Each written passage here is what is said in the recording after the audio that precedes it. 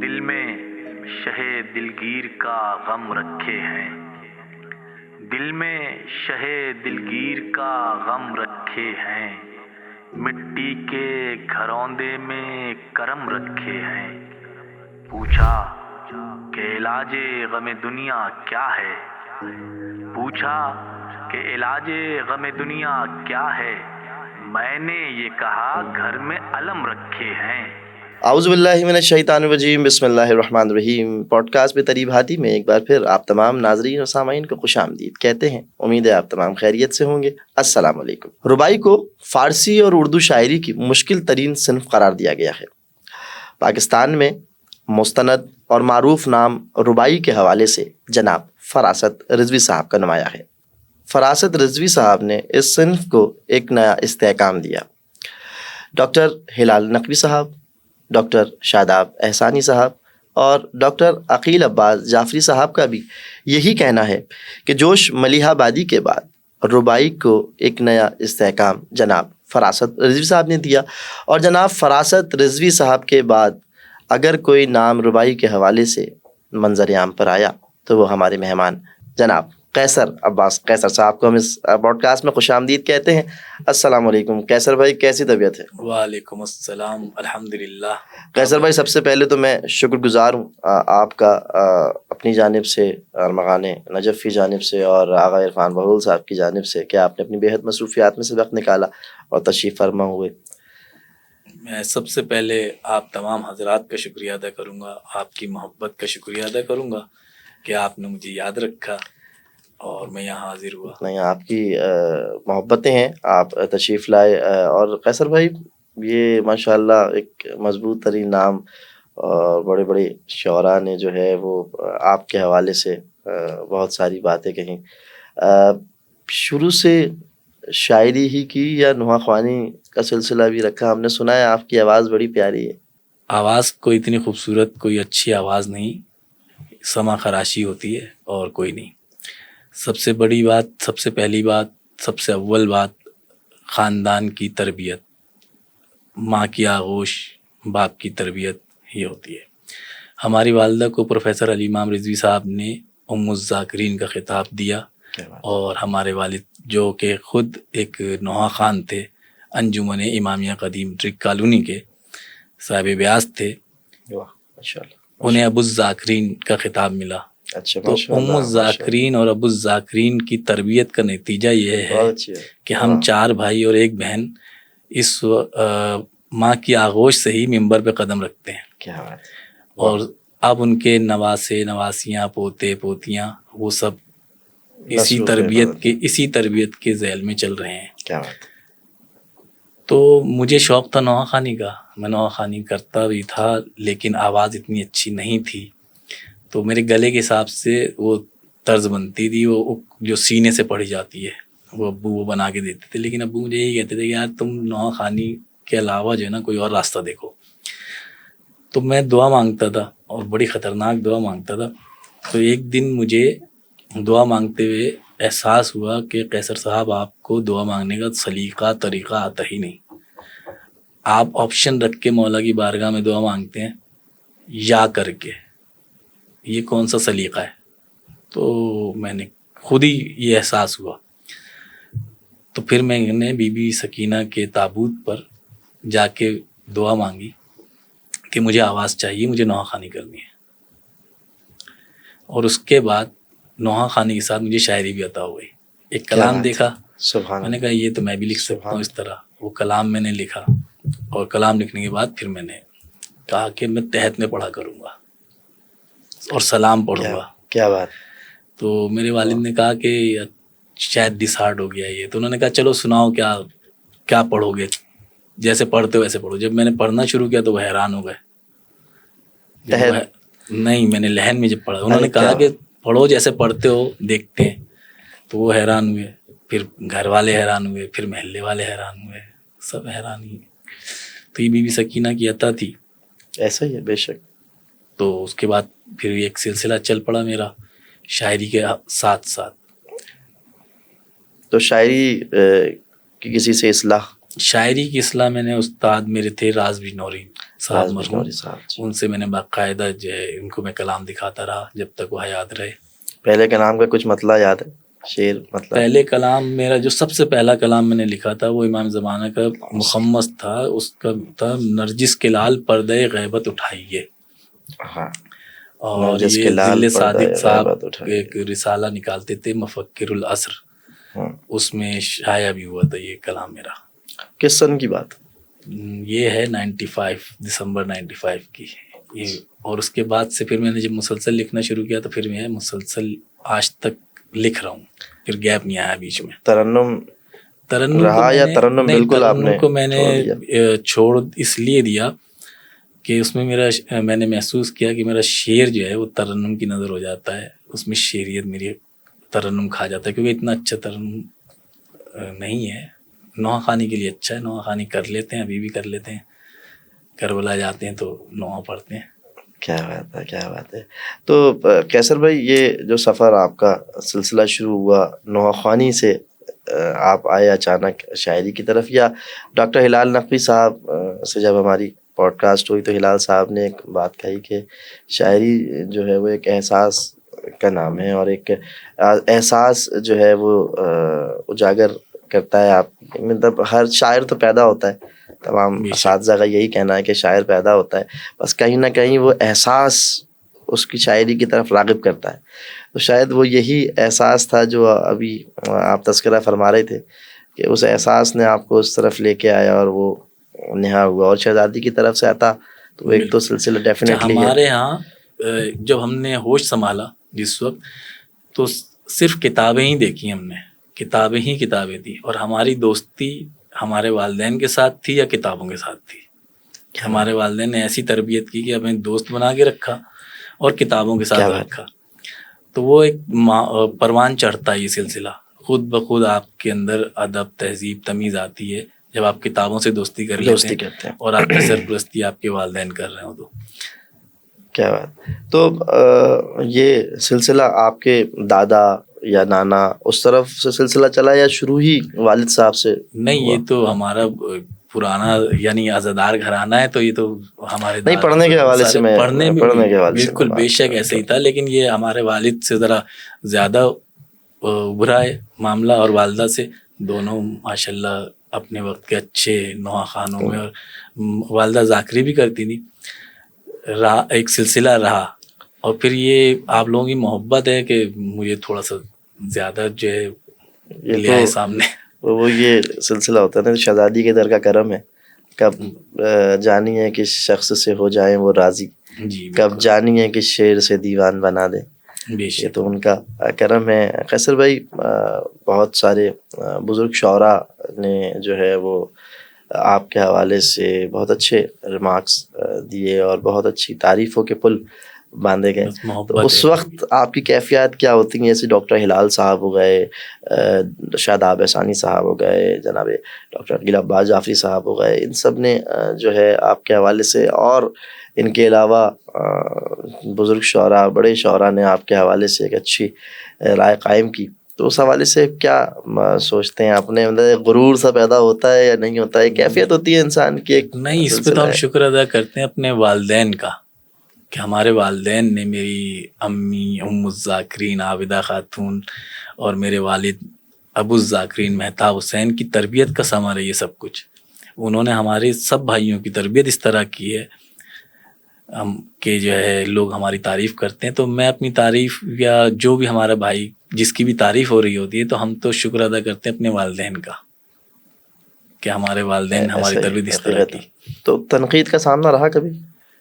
الحمدللہ. تنقید برائے تنقید، الحمدللہ تنقید برائے تعمیر ہے، وہ تو ہم انشاءاللہ لوگ مجھ سے اتنی محبت کرتے ہیں، لوگ مجھ سے اتنی محبت کرتے ہیں کہ میری غلطیوں کو بھی نظر انداز کر دیتے ہیں. تنقید نہیں کرتے مگر محبت کرتے. اس کو کیا اچھی آپ نے جو ہے وہ انداز میں گفتگو فرمائی ہے. میں یہ محبتیں، اب میں اس میں یہ کہوں کہ خدا قائم رکھے، خدا قائم رکھے. میں خود یہ کہتا ہوں کہ خدا قائم رکھے. اصل مخلص ان محبتوں کو. لوگ تو ہمیشہ مطلب تنقید کا سامنا بہرحال ہر ایک کو کرنا پڑتا ہے، لیکن تنقید برائے تعمیر بھی ہوتی ہے، اور تنقید برائے تنقید کا سلسلہ. محبت کرنے والوں کا معاملہ یہ ہوتا ہے کہ وہ اگر کچھ غلطی میں کر بھی دیتا ہوں تو مجھ سے کہتے ہیں الگ کان میں چپکے سے کہ یہ کیا کیا ہے، جان بوجھ کے کیا ہے یا صرف ہو گیا ہے تم سے. بس میں سمجھ جاتا ہوں کہ ہاں مجھے کیا کرنا ہے. تو لیکن جن کی ابھی تھوڑی دیر پہلے آپ نے بات کی، وہ محبت خطرناک تھی. نہیں، یہ سب لوگوں کی محبتیں نہیں کرتے لوگ، بس اتنا ہی کرتے ہیں، اس سے زیادہ نہیں کرتے. اگر کوئی آپ سے محبت کرتا ہے تو وہ اگر کوئی ایسی چیز دیکھتا ہے تو وہ ضرور آپ کو، تقریباً سبھی محبت کرتے ہیں، اسی لیے لوگ اتنے وہ کرتے ہیں. مولا آپ کو حاسدین سے محفوظ رکھے. اچھا، ہمارے کیونکہ مرثیہ ماشاء اللہ آپ کہتے ہیں، اور مرثیہ کا سلسلہ ہے، پھر ماشاء اللہ غزل کا بھی ہے، نثر، نظم، سب سلسلے ماشاء اللہ مولا کی طرف سے آپ کے تحفتاً نصیب ہوئے. سب سے مشکل آپ کو کس میں پیش آئی؟ سب سے مشکل ترین اگر آپ سمجھتے ہیں کہ آپ کے حوالے سے، میں شعری حوالے سے بات نہیں کروں گا، آپ کے حوالے سے بات کروں گا کہ آپ کو سب سے مشکل کیا لگتا ہے؟ نوحہ کہنا، منقبت کہنا، قصیدہ کہنا، رباعی کہنا، یا مرثیہ کہنا؟ یار شاعری کے حوالے سے اگر دیکھا جائے نا تو ہم اپنے آپ کو مولا کا فقیر کہتے ہیں، مولا کا شاعر کہتے ہیں، تو وہ کبھی مشکل رہنے نہیں دیتے ہیں. تو کبھی ایسا ہوا نہیں کہ میں کسی مشکل میں پھنسا ہوں. پھر بھی ایک ذہن، ایک آمادگی کا سلسلہ ہوتا ہے کہ اس طرف زیادہ مائل رہے آپ.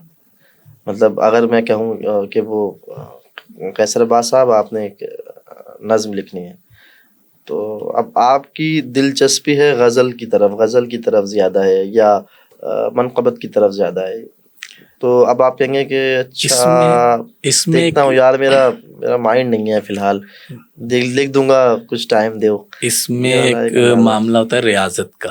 اچھا، میں نے جو ہے شاعری میں اتنا وقت صرف کیا ہے کہ میری امی کہتی تھیں کہ جتنا وقت اس نے شاعری میں صرف کیا ہے اس کا آدھا وقت اگر یہ سائنس میں لگاتا تو یہ آج سائنسدان ہوتا.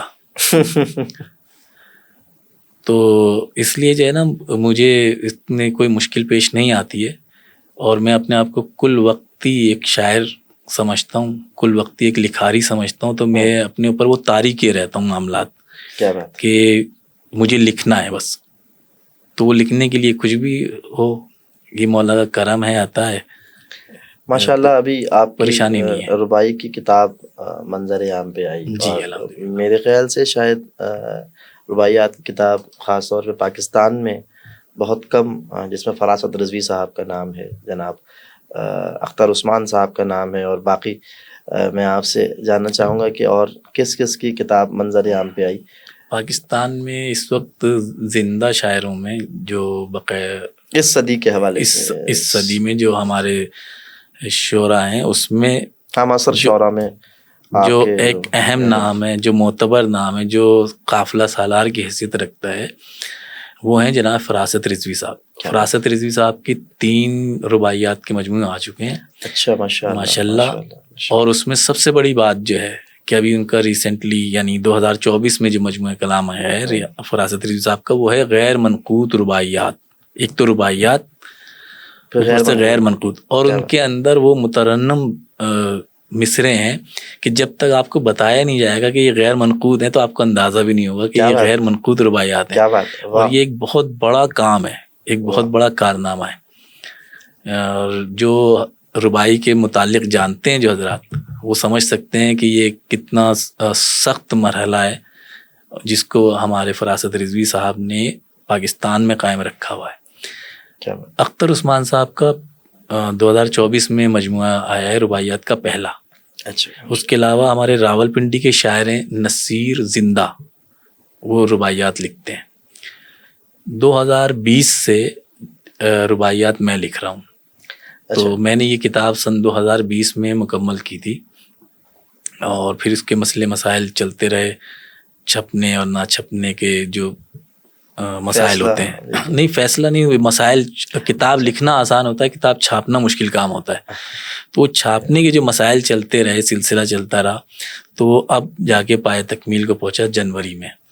تو جنوری میں ہماری کتاب جو ہے منظر عام پہ آئی ہے. الحمدللہ.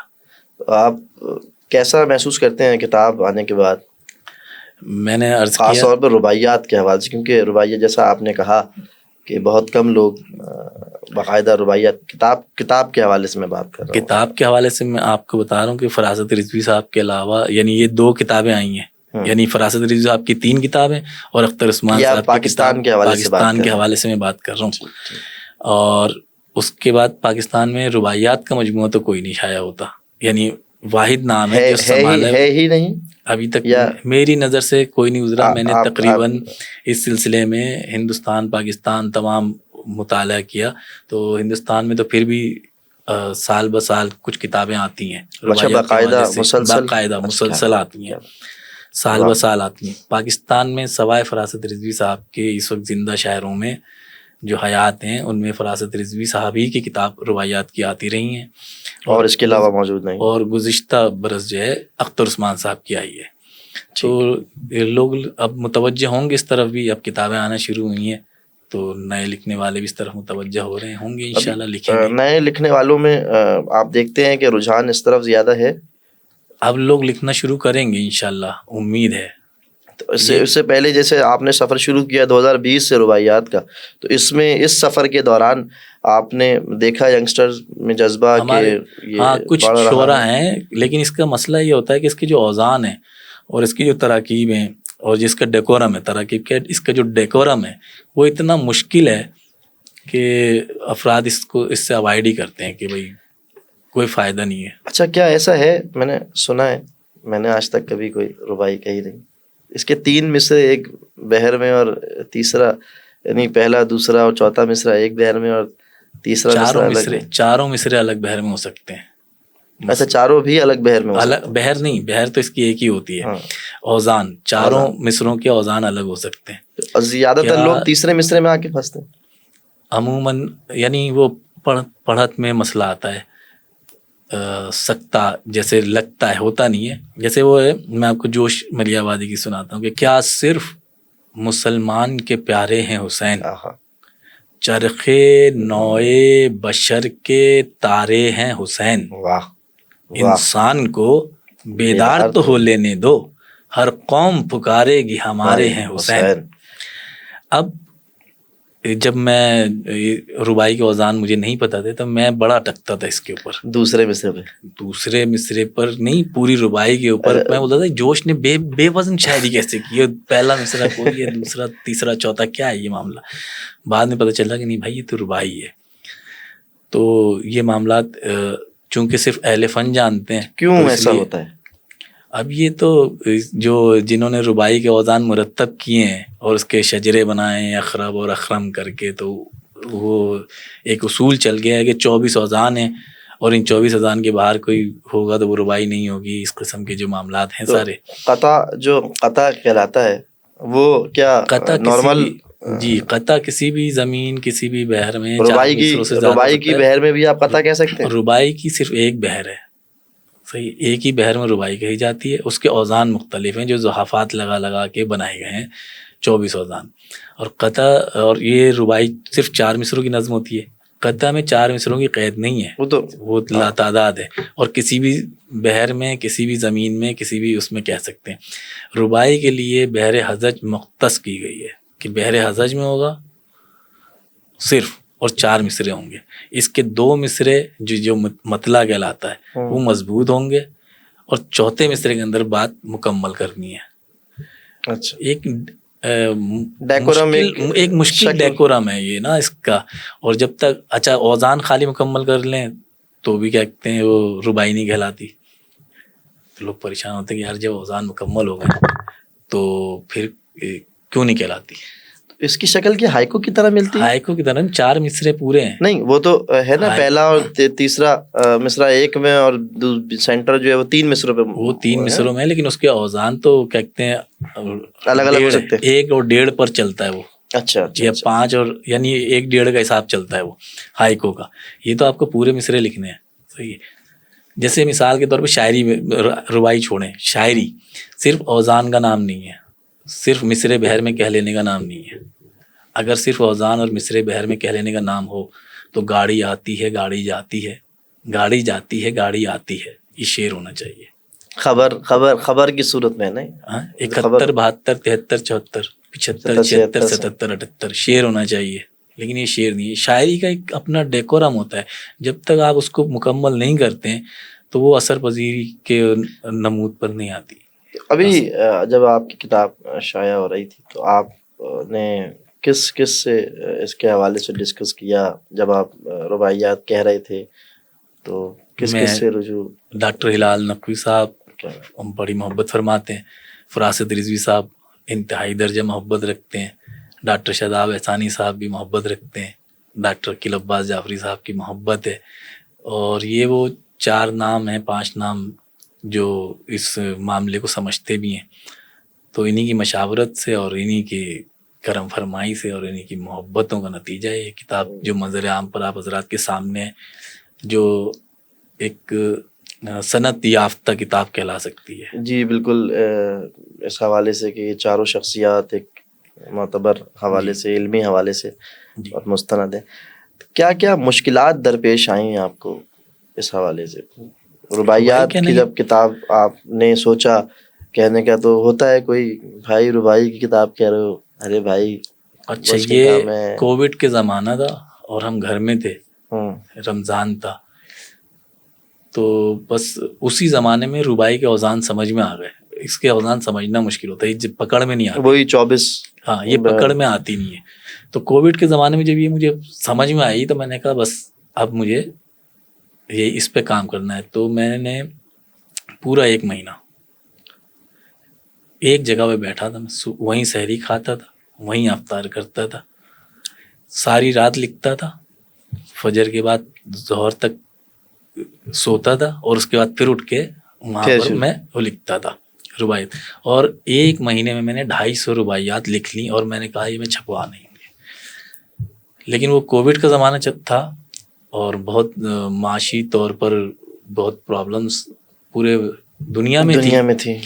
تو پھر میرے والد نے مجھے سمجھایا کہ بھائی اگر کچھ پیسے ہیں تو کتابوں کے بجائے بچوں پہ خرچ کرو اور بچوں کے لیے رکھ لو.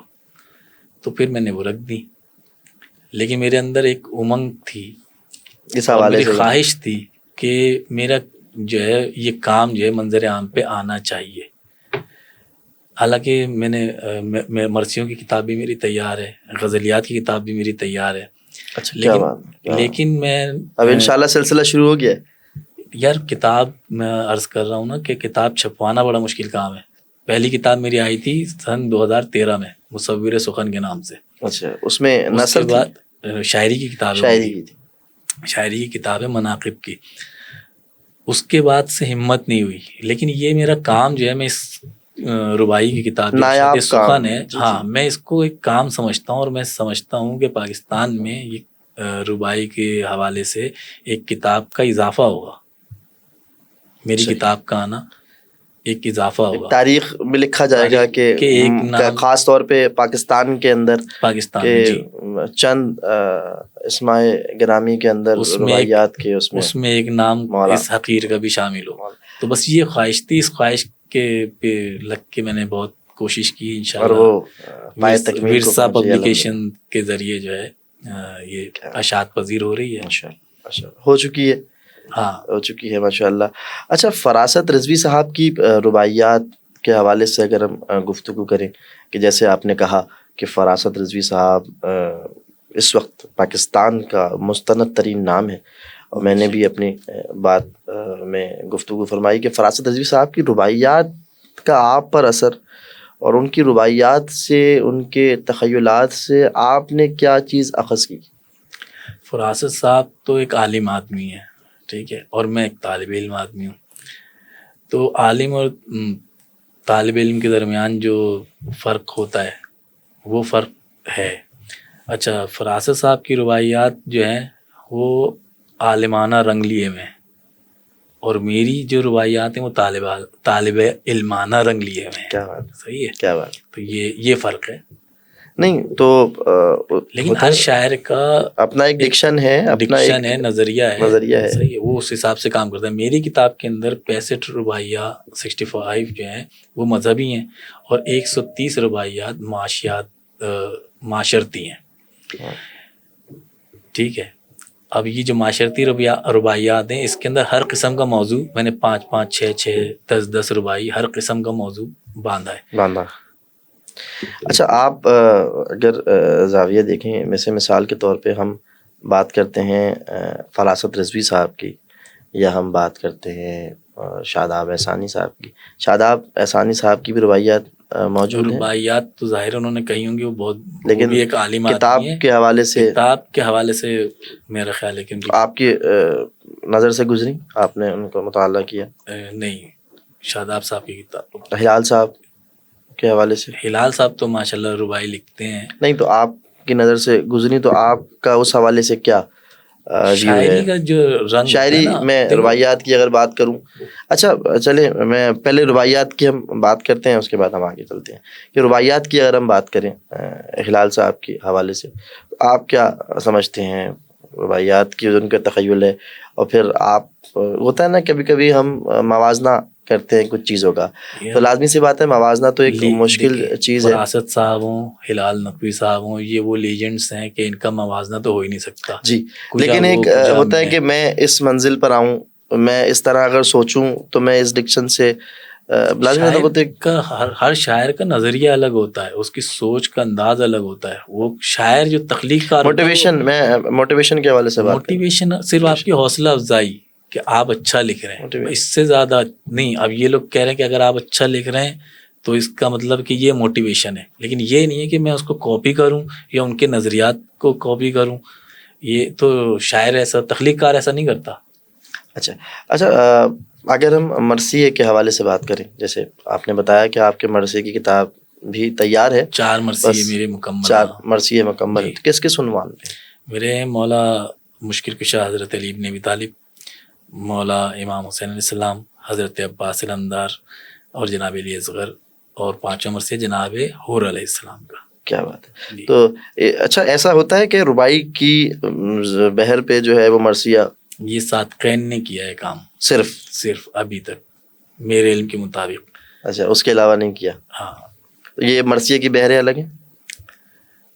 یہ شاعر کے اوپر ڈپینڈ کرتا ہے. یہ کوئی کورس نہیں ہے، نصاب طے شدہ نہیں ہے کہ بس یہ ہے. یہ صرف رباعی کے لیے طے شدہ ہے. اچھا، 24 جو اوزان ہیں وہ صرف اور صرف یہ رباعی کے لیے. مرثیہ آپ کسی بھی، بالکل مرثیے کی شکل یہی ہے، مسدس کی صورت، 5 مصروں کی، 6 مصروں کی صورت میں، بند کی صورت. اس وقت رائج شکل تو یہی ہے نا.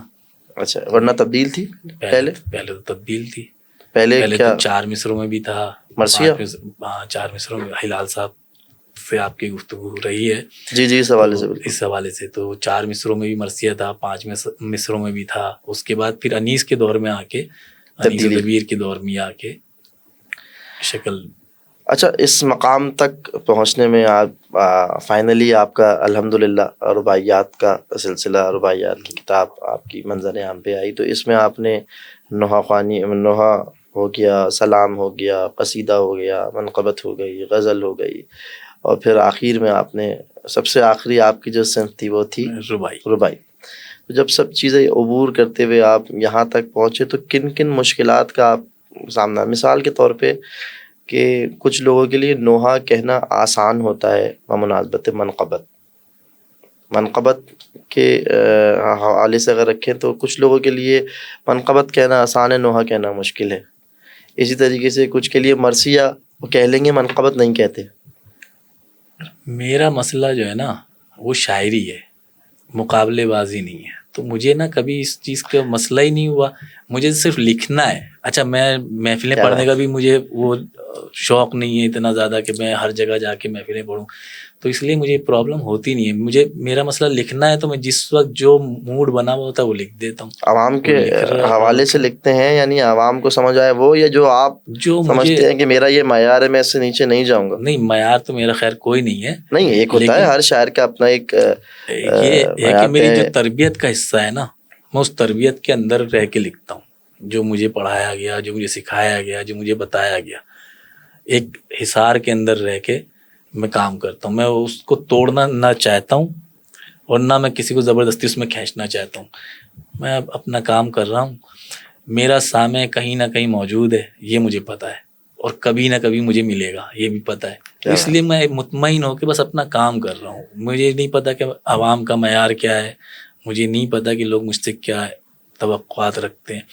میں صرف ایک کام کرتا ہوں, کام کر کے آپ کے سامنے پیش کر دیتا ہوں. آپ کو پسند آ گیا تو آپ مجھے دعائیں دیتے ہیں, آپ کو نہیں پسند آیا تو آپ ظاہر ہے مجھے ریجیکٹ کر دیں گے, مجھ پہ فرق نہیں پڑے گا. میں میرا وہ سننے کے لیے جو آپ کو پسند نہیں آیا, وہ کوئی نہ کسی کو ضرور پسند آئے گا, وہ موجود ہوگا کہیں نہ کہیں آگے ملے گا. کبھی کبھی ایسا ہوتا ہے, جیسے مثال کے طور پہ مشکل کچھ شعراء ایسے ہیں جو مشکل الفاظ اپنے کلام کے اندر, اپنے مرثیے کے اندر شامل کرنے کو فخر سمجھتے ہیں, اور کچھ شعراء جو ہے وہ سب کچھ جانتے ہوئے بھی آسان, تاکہ پبلک تک وہ بات پہنچ سکے. میں اس حوالے سے میں عرض کر دیتا ہوں کہ شاعر کا مسئلہ یہ ہوتا ہے کہ وہ اس کے اوپر جب نازل ہوتی ہے نا چیز, جو ماحول ہوتا ہے وہ اس کو کرتا ہے, اس ماحول میں چیزیں لکھتا ہے. وہ یہ نہیں کرتا کہ جو لفظ آ گیا پھر وہ اس کو خصوصی طور پہ اس کے اندر مشکل الفاظ اس کے لغت میں دیکھے گا, اور وہ لغت دیکھنے کے بعد وہ مشکل الفاظ ڈالے گا. یہ طبیعت پر منحصر ہوتا ہے. ایک آدمی گفتگو میں جیسی زبان استعمال کرتا ہے, وہ شاعری میں بھی وہی زبان استعمال کرے گا. وہ یہ نہیں کرے گا کہ شاعری کے اندر جو ہے نا وہ اس کا یا تو یعنی لغت دیکھ کے لفظ نہیں لکھتا. شاعر کے اوپر لفظ نازل ہوتا ہے. آپ یہ دیکھیں کہ اگر کوئی مشکل لکھ رہا ہے تو اس کے اوپر وہ لفظ نازل ہوا ہے, وہ آپ کے لیے مشکل ہے, اس شاعر کے لیے مشکل نہیں ہے. یعنی آپ شاعری ٹوٹل آمد ہے, آورٹ سے کوئی تعلق نہیں ہے اس کے؟ آورٹ سے بھی تعلق ہے. آپ کی جتنی زیادہ ریاضت ہوگی وہ اس حساب سے, تو وہاں تو لفظی حوالے سے آپ تبدیلی کر سکتے ہیں نا. لیکن جب آپ کا لہجہ جو ہے, اس لہجے کو کہاں لے کے جائیں گے؟ اپنا لہجہ تو نہیں تبدیل کریں گے نا. صحیح. نہیں تو عوام کے معیار پہ نہ آئیں, یا تو عوام کو اپنے معیار پہ لے آئیں, لیکن وہ بھی لانے کے لیے آپ کو تھوڑی دیر کے لیے عوام تک جانا پڑے گا. عوام کا معیار تو دیکھو بدلتا رہتا ہے نا, ہر تھوڑی دیر کے بعد عوام کا معیار قائم بھی تو کیا جاتا ہے نا. نہیں, یہ قائم رہ نہیں سکتا نا. عوام کا معیار کیسے قائم رکھیں گے آپ؟ عوام کا معیار بدلتا رہتا ہے, لمحہ بہ لمحہ بدلتا ہے. مثال کے طور پہ اگر آج کوئی مجھے پسند کر رہا ہے اور کل آپ کا شعر اس کو پسند آئے گا تو وہ آپ کو پسند کرنا شروع کر دیں گے. وہ یہ تھوڑی کہیں گے کہ کیسر عباس صاحب کا جو معیار تھا وہ اس پہ ہی قائم رہیں گے. آپ اچھا شعر لے کر آ گئے, آپ تو عوام آپ کی طرف مڑ جائے گی. صحیح. کتنی محنت کریں گے اس کے مزاج کو قابو میں رکھنے کے لیے. شاعری کی کسی کی میراث تو ہے نہیں, تو وہ معیار اس حساب سے چینج ہو جائے گا. اچھے سامع کی بات کر رہا ہوں, اچھے سامع کی بات کر رہے ہیں. شعر فہم. اچھا, انیس بیر انیس اور مرزا دبیر کے حوالے سے بہت گفتگو ہو چکی, شروع سے لے کے شبلی نے بھی لکھ دیا, ہر دور میں بات ہو رہی ہے. میں اس وقت نوجوانوں کو, اپنے ساتھ بیٹھنے والوں کو, دوستوں کو یہی بتا رہا ہوں کہ کوئی ایسا کام کرو جو تعمیری کام ہو. یہ انیس اور دبیر پہ تو گفتگو ہو چکی اور مسلسل ہو رہی ہے, اور ہمارا قد اتنا ہے ہی نہیں کہ ہم انیس اور دبیر پر گفتگو کر سکیں. لہذا جو بزرگوں نے کہہ دیا ہے اس کو فالو کرو اور ان سے کچھ سیکھو, ان سے ایک کسب کرو. نئے شاعر کے لیے اگر کوئی نئی شاعری اس نے شروع کی ہے, نیا لکھنا شروع کیا ہے, تو اس کے حوالے سے آپ کی تجویز کیا ہے؟ اچھا, مسئلہ یہ ہے کہ جو انیس و دبیر پڑھے وہ یا دور حاضر کی زبان پہلے سیکھے. میں نے عرض کیا کہ جو تخلیق کار ہوتا ہے, کوئی سا بھی تخلیق کار ہو, صحیح ہے, وہ سیکھتا نہیں ہے, وہ اللہ تعالیٰ کی طرف سے سکھایا ہوا ہوتا ہے. صحیح. الشعراء تلمیذ الرحمن, یہ عرب میں کہاوت تھی. تو اللہ تعالیٰ اس کو سکھا کے بھیجتا ہے.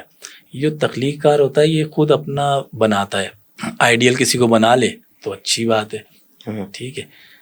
یہ جو تخلیق کار کی بات کر رہا ہوں. پھر اس کے بعد یہ کاپیئرز ہوتے ہیں نا, کاپیئرز, ان کے لیے مسئلے ہوتے ہیں یہ کہ وہ سیکھیں, وہ دیکھیں, صحیح ہے. تو وہ اپنے ماحول کے حساب سے ان کی سب سے پہلے گھر کی تربیت کہ والدین نے تربیت کیسے کی ہے, پھر اس کے بعد ماحول کی تربیت, پھر اساتذہ کی تربیت, وہ ساری چیزیں لے کے چلتی ہیں. لیکن اگر کوئی باغی ہو جائے تو اس کو آپ نظر میں لائیں یا آپ خاطر میں لائیں, ہم تو نہیں لاتے ہیں.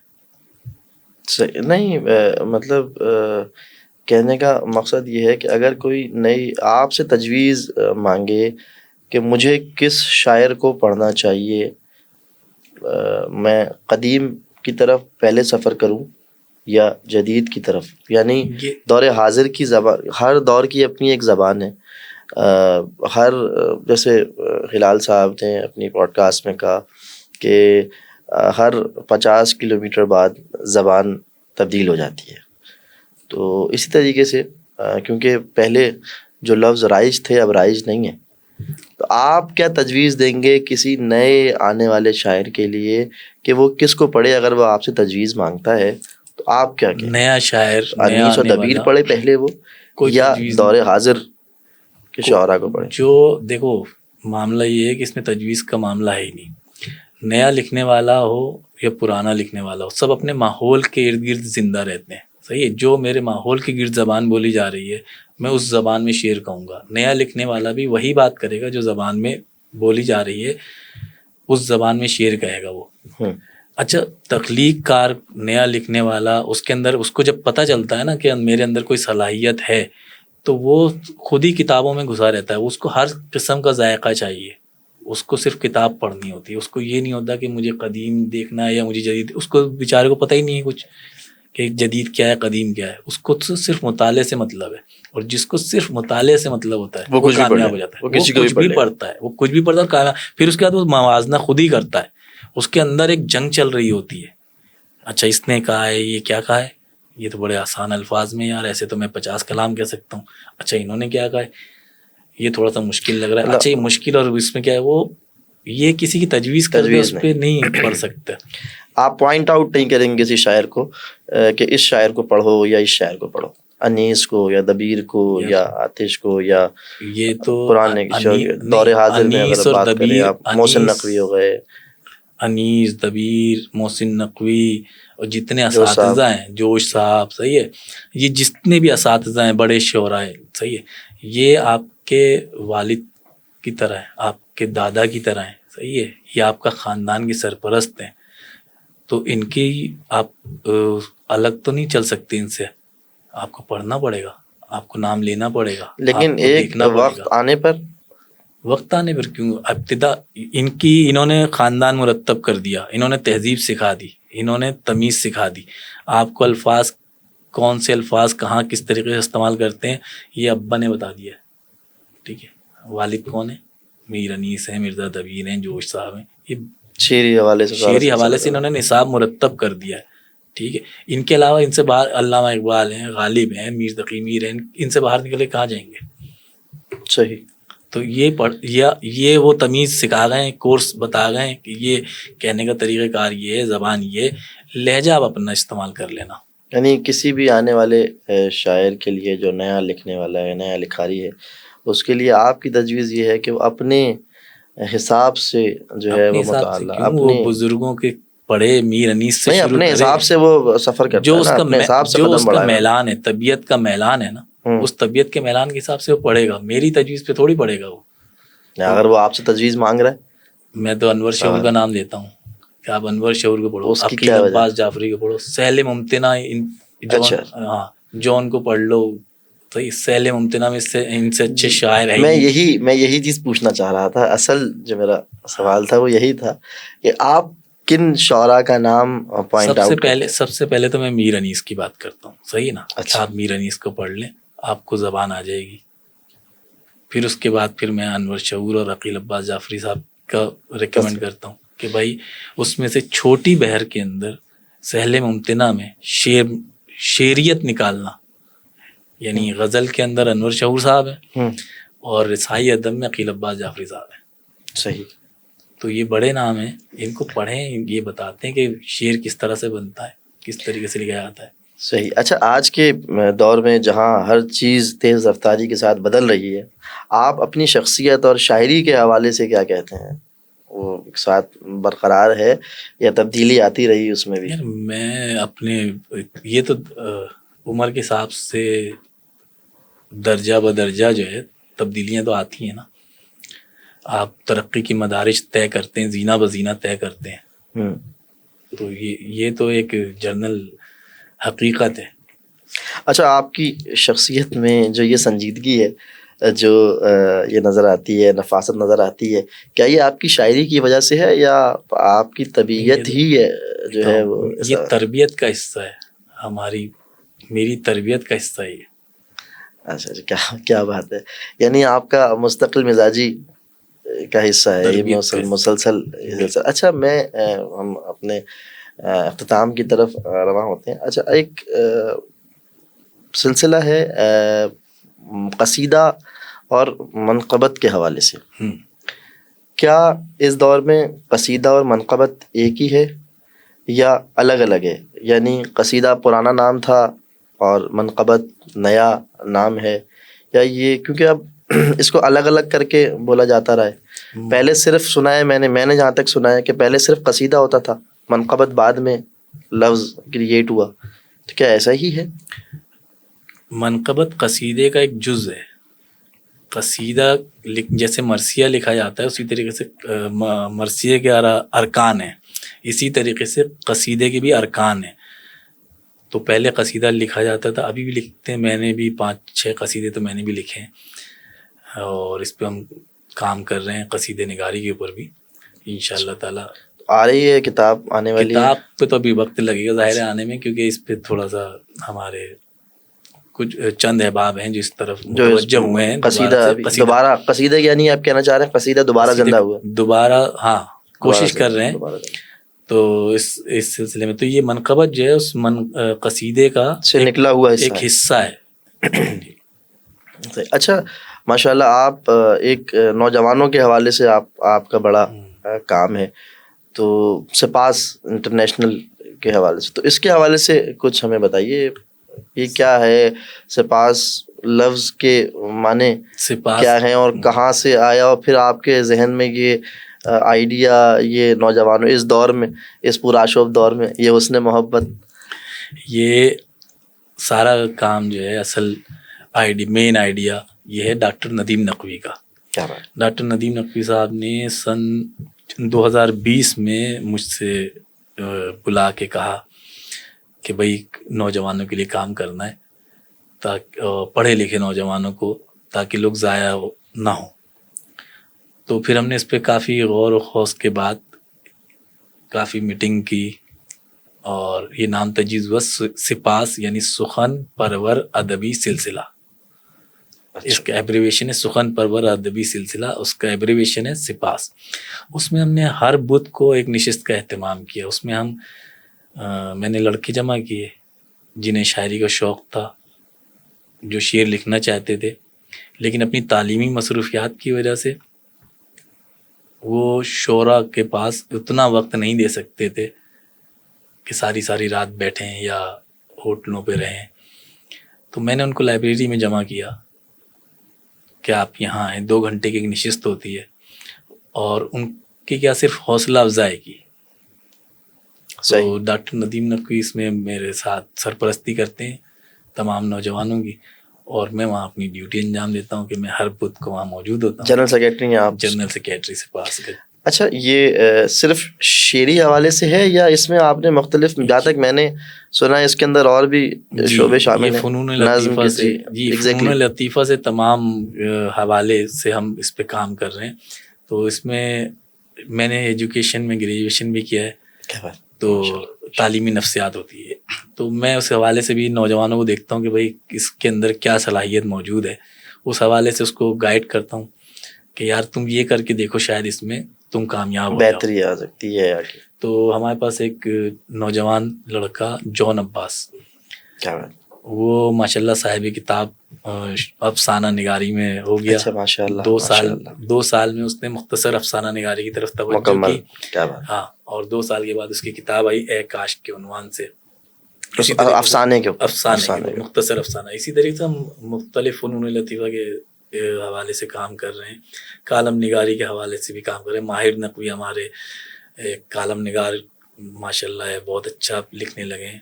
اسکرپٹ رائٹنگ کے حوالے سے کام کر رہے ہیں, مصوری کے حوالے سے کام کر رہے ہیں. 2 بچے ہمارے مصوری کے حوالے سے, یعنی جس کے اندر جو ٹیلنٹ ہوتا ہے کوشش کرتے ہیں پھر اس حساب سے اس کے لیے, اگر جو ہمیں آتا ہے وہ ہم کرتے ہیں, جو ہمیں نہیں آتا اس کے لیے ہم اس طرف رجوع کرتے ہیں جس کو آتا ہے, جو ماہر ہوتا ہے. ہاں, اس ماہر کی طرف رجوع کرواتے ہیں, اس بچے کو بھیج دیتے ہیں یا ان کو اپنے پاس بلاتے ہیں وہاں پر.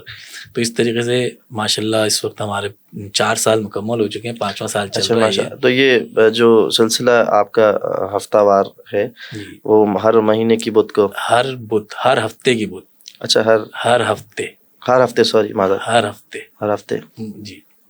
اور تقریباً 218 نشست ہم ہو چکی ہیں اس کی. یہ محرم میں اور جب شعبان میں بھی جاری رہتی ہیں. صرف 9-10 محرم اگر پڑ جاتی ہے تو رکتا ہے, تو نہیں. ابھی 2 سال ایسا ہوا ہے, ورنہ تو اچھا وہ جو رک جاتی ہیں وہ پھر ہم کور کرتے ہیں. کیسے؟ سیٹرڈے کو ایک نشست ایکسٹرا رکھ لیتے ہیں. اوکے. تو اس کو کتابی شکل میں بھی ہمارا ایک رسالہ نکلتا ہے, سیمائی رسالہ. اچھا, سپاس کے ہی نام سے نکلتا ہے. تو اس کے اندر ہم اس کی تفصیلات وغیرہ رقم کرتے رہتے ہیں. کیا بات. نوجوانوں کے حوالے سے اس پروگرام کا اختتام ہوا, اس کے بعد ہم آپ سے انشاءاللہ کلام سنیں گے, اور خاص طور پہ IRC میں جو تھا سند پہ مہر نبوت والا سلسلہ, وہ اس کے کچھ اشعار آپ ہمیں سنائیے گا. آخری سوال میرا آپ سے اس پروگرام کے, اس پوڈ کاسٹ کے حوالے سے, کہ نوجوان جو ہمارا نئے نوجوان جو شعری ذوق رکھتے ہیں اور وہ اس طرف آنا چاہتے ہیں, تو آپ کا ان کو کیا پیغام ہوگا؟ نوجوانوں کو پیغام, جو لکھنے والے ہیں وہ انہیں پلیٹ فارم نہیں مل رہا ہے, جو وہ ہمارے پاس آئیں, ہر بدھ کو آئیں, انشاءاللہ تعالی ان کی حوصلہ افزائی ہوگی. شعر کہنے کے لیے ادارے کی ضرورت ہے؟ ادارے کی ضرورت نہیں, حوصلہ افزائی کی ضرورت ہوتی ہے. صرف آپ کو گاڑی چلانی آتی ہے لیکن آپ کو روڈ سینس نہیں آتا, تو روڈ سینس بتایا جاتا ہے بس. بہت شکریہ قیصر بھائی آپ کا, آپ نے اپنی بےحد مصروفیات میں سے وقت نکالا. اب کلام کے ہم منتظر ہیں. 2-3 شعر سنا دیتا ہوں جو آپ نے کہا کہ جی, اس کے بعد آپ اپنی پسند سے کچھ اشعار ہمیں ضرور سنائیے گا. کہ نجف کی راہ میں جتنا غبار دیکھتے ہیں. واہ, کیا بات. نجف کی راہ میں جتنا غبار دیکھتے ہیں, رخ حیات پہ اتنا نکھار دیکھتے ہیں. کیا بات ہے. واہ. سوال یہ ہے کہ مولا علی کے ہوتے ہوئے, سوال یہ ہے کہ مولا علی کے ہوتے ہوئے یہ کون ہیں جو غم روزگار دیکھتے ہیں. کیا بات ہے. کیا بات. یہ کون ہیں جو غم روزگار دیکھتے ہیں. زہے وہ مہر نبوت. کیا بات. زہے وہ مہر نبوت پہ نقش پائے علی, سنت پہ دستخط کردگار دیکھتے ہیں. سبحان اللہ. زہے وہ مہر نبوت پہ نقش پائے علی, سنت پہ دستخط کردگار دیکھتے ہیں. واہ, بہت شکریہ قیصر بھائی آپ کا, آپ نے اپنی بےحد مصروفیات میں سے وقت نکالا اور یہاں تشریف فرما ہوئے. میں ارمغان نجف کی جانب سے, آغا عرفان بہلول کی جانب سے اور اپنی جانب سے ایک بار پھر شکر گزار ہوں. ناظرین کرام, وقت اختتام کو پہنچا.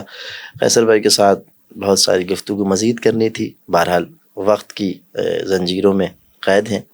علی کے عشق کا نشہ نہیں اترتا ہے, علی کے عشق کا نشہ نہیں اترتا ہے, غریب لوگ ہیں قرضہ نہیں اترتا ہے.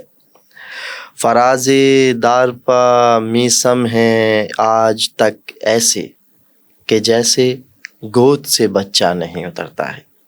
قیصر بھائی, مجھے اچانک ایک نظم آپ کی یاد آ گئی, 5 قبریں. تو میں چاہوں گا کہ ہم اس نظم سے اس پروگرام کا اختتام کریں, تو آپ اگر وہ ہمیں سنا دیں.